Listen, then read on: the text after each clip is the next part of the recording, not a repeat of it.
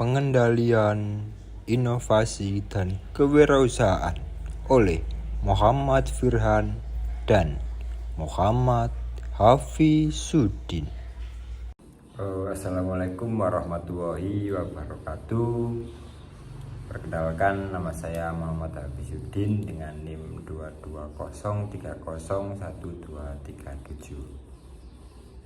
Perkenalkan, nama saya Muhammad Firhan dengan NIM 210301247. Di sini saya akan mempresentasikan atau menjelaskan tentang pengendalian inovasi dan kewirausahaan. Pertama, konsep pengendalian strategis. Menurut Peirce and Robinson tahun 2009, pengendalian strategis merupakan usaha manajemen untuk melacak suatu strategi saat dilaksanakan, mendeteksi masalah-masalah atau perubahan-perubahan dan bahan asumsi dasarnya dan membuat penyesuaian yang diperlukan. Terdapat 4 jenis pengendalian strategis, yaitu pertama, pengendalian premis atau premise control, dirancang untuk memeriksa secara sistematis dan terus-menerus apakah prinsip yang mendasari strategis masih berlaku atau tidak. 2. Pengamatan strategis, strategic surveillance, dirancang untuk memantau secara luas berbagai peristiwa di dalam dan di luar perusahaan yang mungkin sesekali dapat memengaruhi jalan strateginya. Dan 3. Pengendalian berupa peringatan khusus, special alert control, adalah pemikiran kembali yang teliti dan kebanyakan cepat dari strategi perusahaan karena sebuah peristiwa yang mendadak dan tidak diharapkan.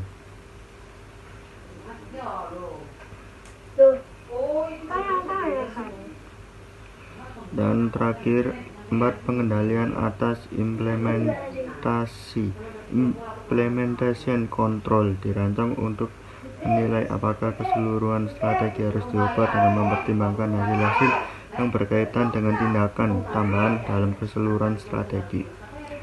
2 jenis dasar pengendalian atas implementasi, yaitu pertama, pemantauan daya dorong strategis, dan kedua, pemeriksaan peristiwa penting.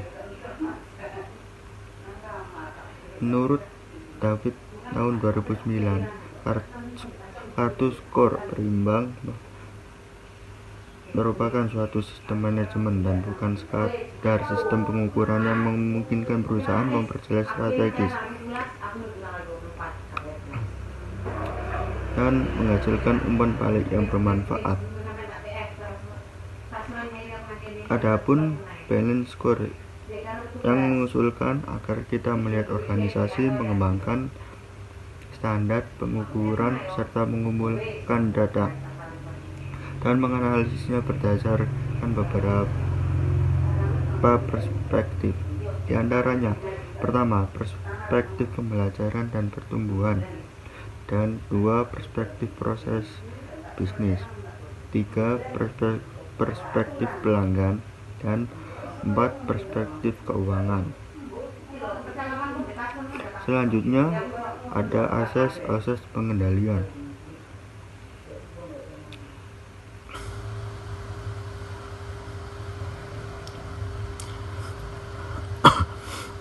Asas pengendalian ada 9 macam. Yang pertama, asas tercapainya tujuan, principle of assurance of objective. Pengawasan harus dituju ke arah tercapainya tujuan, yaitu dengan mengadakan perbaikan, koreksi untuk menghindari penyimpangan atau deviasi dari perencanaan. 2. Asas efisiensi pengawasan, principle of efficiency of control. Pengawasan itu efisien bila dapat menghindari deviasi dari perencanaan sehingga tidak menimbulkan hal yang terjadi di luar dugaan. 3. Asas tanggung jawab pengawasan, principle of control responsibility. Pengawasan hanya dapat dilakukan apabila manajer bertanggung jawab secara penuh pelaksanaan rencana. 4. Asas pengawasan terhadap masa depan, principle of future control. Pengawasan yang efektif harus dituju ke arah pencegahan penyimpangan perencanaan yang akan terjadi baik pada waktu sekarang maupun pada masa yang akan datang. 5. Asas pengawasan langsung, Principle of Direct Control. Teknik kontrol yang paling efektif ialah mengusahakan adanya manajer bawahan yang berkualitas baik. Pengawasan dilakukan oleh manajer atas dasar bahwa manusia itu sering berbuat salah. Cara yang paling tepat untuk menjamin adanya pelaksanaan yang sesuai dengan perencanaan ialah mengusahakan sedapat mungkin para petugas memiliki kualitas yang baik. 6. Asas refleks perencanaan, Principle of Reflection of Plan. Pengawasan harus disusun dengan baik sehingga dapat mencerminkan karakter dan susunan perencanaan. 7. Asas penyusunan dan organisasi, Principle of Organizational Stability. Pengawasan harus dilakukan sesuai dengan struktur organisasi yang ada. Manajer dan bawahannya merupakan sarana untuk melaksanakan rencana. Demikian, pengawasan yang efektif harus disesuaikan dengan besarnya wewenang manajer sehingga mencerminkan struktur organisasi. 8. Asas pengawasan individualitas, Principle of Individual of Control. Pengawasan harus sesuai dengan kebutuhan manajer. Teknik kontrol harus ditunjuk teratur kebutuhan akan informasi setiap manajer. Dan terakhir 9. Asas standar, Principle of Standard. Kontrol yang bersifat efektif dan efisien memerlukan standar yang tepat akan digunakan sebagai tolak ukur pelaksanaan dan tujuan tercapai. Selanjutnya ada jenis-jenis pengendalian. Di pengendalian ada 5 macam yang diawasi.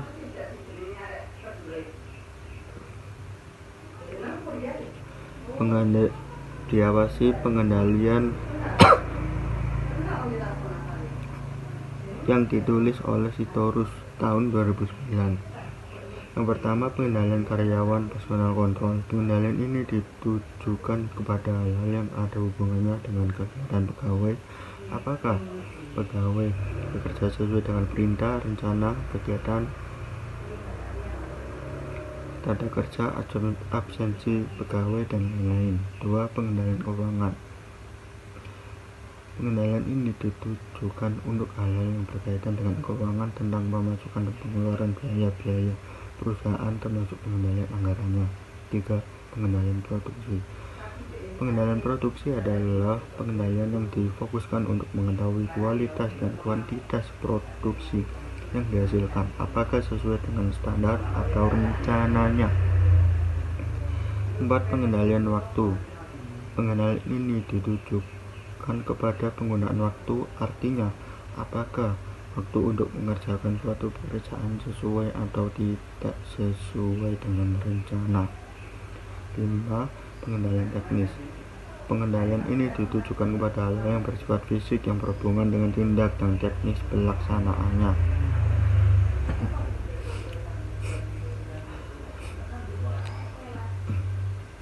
Selanjutnya ada proses pengendalian. Sebelumnya kan ini ada jenis-jenisnya, sekarang ada proses pengendaliannya.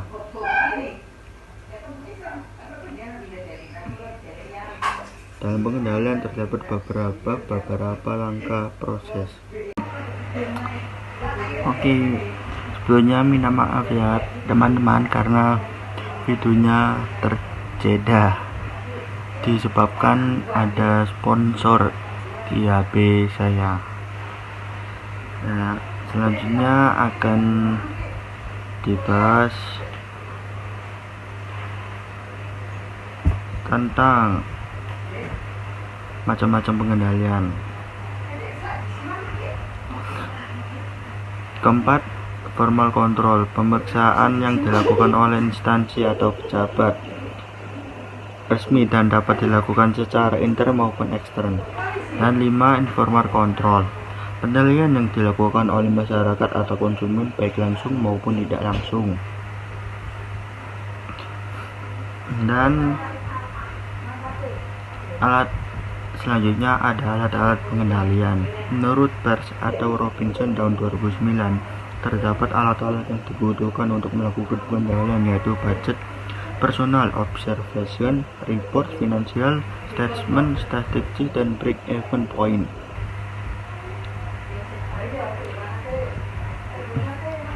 Di sini ada beberapa tipe-tipe budget, antara lain: pertama, sales budget; kedua, production budget; ketiga, cost production budget; keempat, step budget, berhubungan dengan production budget yang menunjukkan bermacam-macam tingkat produksi; 5, purchasing budget; 6, personal budget; 7, cash and financial budget; dan 8, master budget.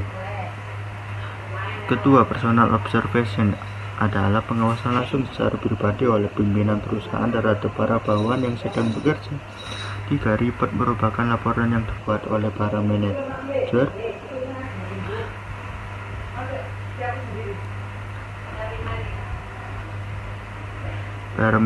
Dan financial statement adalah daftar laporan keuangan yang biasanya terdiri atas balance sheet dan income statement, raca rugi laba. 5, statistik merupakan pengumpulan data, informasi, dan kejadian yang telah berlalu.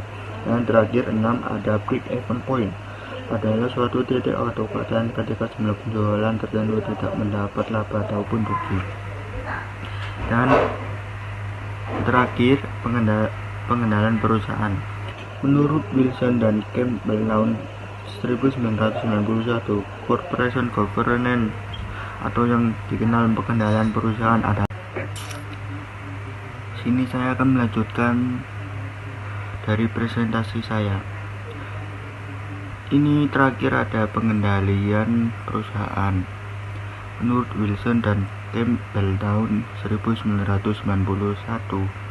corporate governance atau yang dikenal pengendalian perusahaan adalah sebuah relasi di antara stakeholders yang digunakan menentukan arah perusahaan dan mengontrol kinerjanya. Bagaimana perusahaan dapat mengawasi dan mengontrol keputusan dan tindakan yang disebut sebagai mekanisme pengendalian. Memengaruhi implementasi strategis pengendalian efektif yang menyangkut kepentingan para manajer dengan pemegang saham dapat menghasilkan keunggulan yang kompetitif bagi perusahaan. Dalam perusahaan modern ada dua bagian pengendalian, yaitu pengendalian internal dan eksternal. Terdapat 4 mekanisme pengendalian internal, yaitu konsentrasi kepemilikan, dewan direktur, kompensasi, eksekutif, dan struktur multidivisi. Dan 1 mekanisme pengendalian eksternal, yaitu pasar untuk kontrol perusahaan. Di sini saya melanjutkan dari Mas Firhan. Sini ada konsep inovasi, yaitu gagasan baru yang diterapkan untuk memulai atau memperbaiki produk, proses, atau jasa. Adapun jenis-jenis inovasi, yaitu yang pertama ada inovasi inkremental, yaitu diartikan sebagai perubahan atau penyesuaian sederhana dalam produk, jasa, atau proses yang ada. Dorongan utama dari inovasi inkremental dalam banyak perusahaan selama beberapa tahun terakhir berasal dari program-program yang ditujukan pada peningkatan yang dilakukan secara terus-menerus, pengurangan biaya, dan pengelolaan kualitas.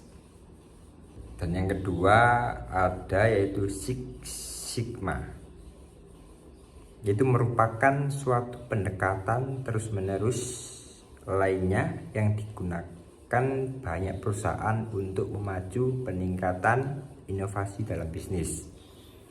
Dan yang ketiga ada inovasi terobosan, merupakan inovasi dalam hal produk, proses, teknologi, atau biaya yang berkaitan dengan cara menunjukkan lompatan kuantum ke arah perbaikan pada satu atau lebih cara-cara tersebut.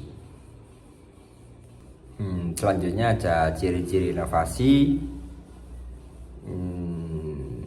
Menurut Peirce dan Robinson tahun 2009 itu nomor 1 memiliki kekhasan atau khusus.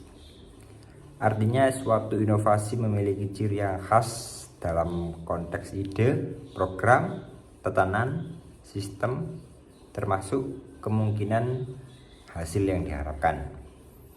Adapun yang kedua memiliki ciri atau unsur kebaruan. Nah, itu artinya suatu inovasi harus memiliki karakteristik sebagai sebuah karya dan buah pemikiran yang orisinalitas dan bersifat terkini.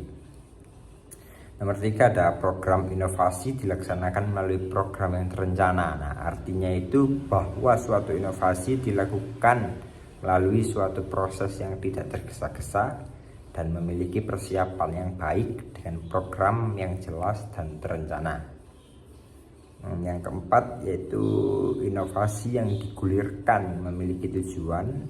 Artinya itu program inovasi yang dilakukan harus memiliki arah yang ingin dicapai, termasuk arah dan strategi untuk mencapai tujuan tersebut. Nah, dalam inovasi itu terdapat sifat perubahan yang dibagi menjadi 6 kelompok, yaitu penggantian. Inovasi dalam penggantian jenis sekolah, penggantian bentuk perabotan, terus alat-alat atau sistem ujian yang lama diganti dengan yang baru. Ada juga itu perubahan.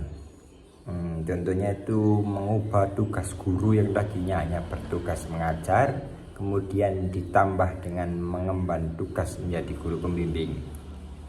Dan penyuluhan atau mengubah kurikulum sekolah yang semula bercorak teoretis akademis menjadi kurikulum dan mata pelajaran yang berorientasi bernuansa keterampilan itu praktis. Dan yang ketiga ada penambahan. Contohnya itu adanya pengenalan cara penyusunan dan analisis item tes objektif di kalangan guru sekolah dasar dengan tidak mengganti atau mengubah cara-cara penilaian yang sudah ada. Dan keempat ada penyusunan kembali. Contoh itu upaya menyusun kembali susunan peralatan, menyusun kembali komposisi serta ukuran dan daya tampung kelas, menyusun kembali urutan mata-mata pelajaran atau keseluruhan sistem pengajaran, sistem kepangkatan, sistem pembinaan karir baik untuk tenaga edukatif maupun tenaga administratif teknisi dalam upaya pengembangan keseluruhan sumber daya manusia dalam sistem pendidikan. Yang kelima ada penghapusan. Contohnya itu upaya menghapus mata-mata pelajaran tertentu seperti mata pelajaran menulis halus atau menghapus kebiasaan untuk senantiasa berpakaian seragam. Dan terakhir ada penguatan. Contohnya itu upaya peningkatan atau pemantapan kemampuan tenaga dan fasilitas sehingga dapat berfungsi secara optimal dalam tercapainya tujuan pendidikan secara efektif dan efisien. Namun terdapat 2 risiko yang berkaitan dengan inovasi, yaitu risiko pasar dan risiko teknologi. Risiko pasar berasal dari ketidakpastian terkait keberadaan suatu pasar, ukurannya, dan tingkat pertumbuhannya, baik produk atau jasa yang dimaksud. Sedangkan risiko teknologi berasal dari ketidakpastian mengenai bagaimana teknologi akan berkembang serta kerumitan yang muncul melalui standar teknis dan desain atau domain. Selanjutnya ada pengertian wirausaha. Yuyun Wirasasmita pada tahun 1982 mengungkapkan jika wirausaha adalah suatu kepribadian unggul yang mencerminkan budi yang luhur, dan suatu sifat yang patut diteladani karena atas dasar kemampuannya sendiri. Mereka dapat melahirkan suatu sumbangsi dan karya untuk kemajuan kemanusiaan dan yang berlandaskan kebenaran dan kebaikan. Menurut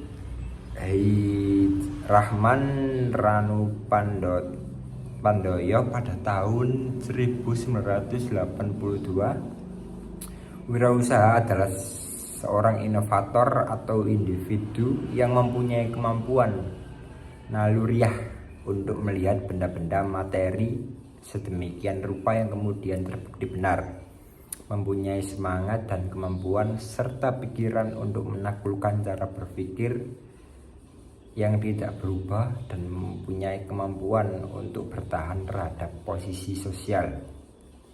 Wirausaha mempunyai peranan untuk mencari kombinasi-kombinasi baru yang merupakan gabungan dari proses inovasi, menemukan pasar baru, pengenalan pasar baru, metode produksi baru, sumber penyediaan bahan mentah baru, dan organisasi industri baru. Menurut Ibnu Sujono tahun 1993, wirausaha adalah seorang entrepreneur action, yaitu seorang yang inisiator, inovator, kreator, dan organisator. Yang penting dalam suatu kegiatan usaha yang dicirikan dengan selalu mengamankan investasi terhadap risiko, mandiri, berkreasi, menciptakan nilai tambah, selalu mencari peluang dan berorientasi ke masa depan. Lebih lanjut, Peirce dan Robinson tahun 2009 itu menjelaskan bahwa kewirausahaan adalah suatu proses penggabungan ide serta tindakan yang kreatif dan inovatif dengan keahlian manajemen dan organisasi yang diperlukan untuk mengerahkan sumber daya manusia, uang, dan operasi yang tepat untuk mencapai suatu kebutuhan yang dikenali dan menciptakan kekayaan dalam prosesnya. Berwirausaha merupakan suatu gaya hidup dan prinsip yang dapat memengaruhi strategi karir berwirausaha. Jadi seorang wirausaha harus bersifat fleksibel dan imajinatif, mampu merencanakan, berani mengambil risiko, berani mengambil keputusan, dan berani mengambil tindakan untuk dapat mencapai tujuan. Seseorang yang memilih jalan untuk berwirausaha harus bersedia bekerja dalam keadaan konflik, perubahan, dan keraguan-raguan. Nah, hal ini berarti bahwa wirausahaan perlu menganalisis diri sendiri dalam hubungan dengan lingkungan tempat ia bekerja. Wirausahaan harus menyusun prioritas dalam sasaran karir dan hasil yang diinginkan, harus berkaitan dengan tujuan yang dapat diukur dan berarti. Sasaran ini haruslah bersifat menantang dan memberi motivasi untuk belajar dan berkembang dalam karir. Ia akan terus belajar dan mengusahakan hal yang paling baik, melakukan hal yang menarik minat dan mempunyai keterikatan pada tujuan tertentu. Ada 3 elemen penting dalam kewirausahaan. Yang pertama ada peluang, itu yang paling penting. Dan yang kedua ada tim kewirausahaan, pengusaha yang sukses, atau suatu tim kewirausahaan membawa beberapa kompetensi dan karakteristik pada perusahaan baru mereka, yaitu kompetensi teknis dan keahlian manajemen bisnis. Dan yang ketiga ada sumber daya, pandangan dengan utang, pendanaan dengan utang, uang yang disediakan untuk perusahaan yang harus dibayarkan kembali pada suatu waktu. Ada juga pendanaan dengan ekuitas, adalah uang yang disediakan untuk perusahaan yang memungkinkan penyedia memiliki hak atau kepemilikan dalam perusahaan dan tidak diharapkan untuk dibayar kembali. Ada juga filsafat kewirausahaan. Menurut David Hanger tahun 2000 2002 itu setiap orang harus belajar banyak tentang dirinya sendiri jika bermaksud untuk mencapai tujuan yang sesuai dengan apa yang paling diinginkan dalam hidup ini. Kekuatan Anda datang dari tindakan diri sendiri, bukan dari tindakan orang lain. Meskipun resiko kegagalan selalu ada, para wirausaha mengambil resiko dengan jalan menerima tanggung jawab atau konsekuensi atas tindakan mereka sendiri. Kegagalan harus diterima sebagai pengalaman belajar dari pengalaman lampau akan membantu Anda menyalurkan kegiatan Anda untuk mencapai hasil yang lebih positif, dan keberhasilan merupakan buah dari usaha yang tidak mengenal lelah. Nah, dahulu kewirausahaan dianggap hanya dapat dilakukan melalui pengalaman langsung di lapangan dan merupakan bakat yang dibawa sejak lahir, sehingga kewirausahaan tidak dapat dipelajari dan diajarkan. Namun kenyataannya, kewirausahaan tidak hanya bakat terpendam yang diajarkan sejak lahir atau urusan pengalaman lapangan, tetapi juga dapat dipelajari dan diajarkan. Seseorang yang memiliki bakat kewirausahaan dapat mengembangkan bakatnya melalui pendidikan.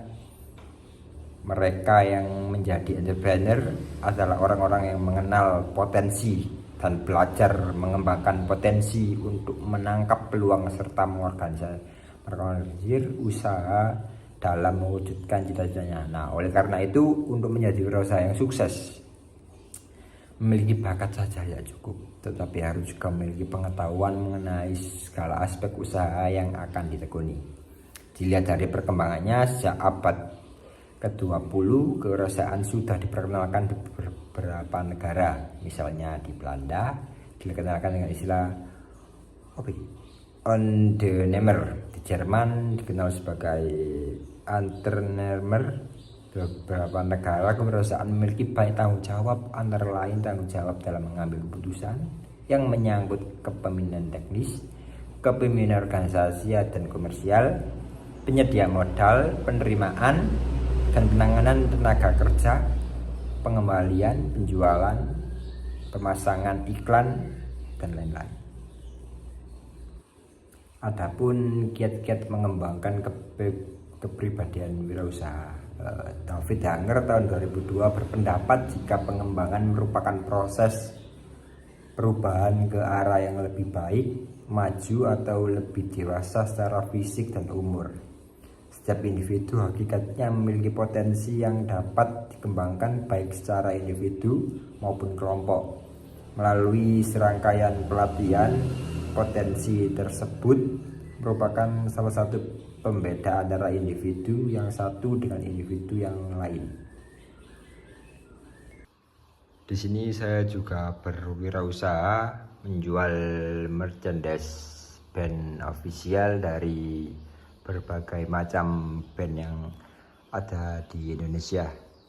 Ada juga yang dari luar, masih beberapa. Saya memulainya sejak tahun 2021 waktu lulus dari SMA. Ini penampakan dari merchandise band yang saya jual.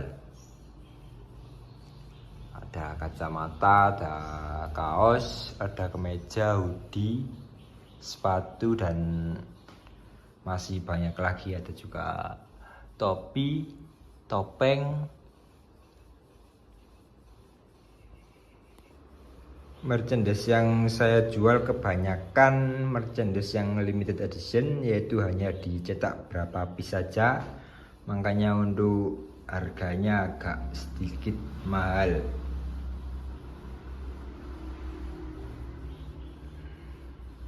Ini di pasaran sudah menyentuh angka 1,5 juta.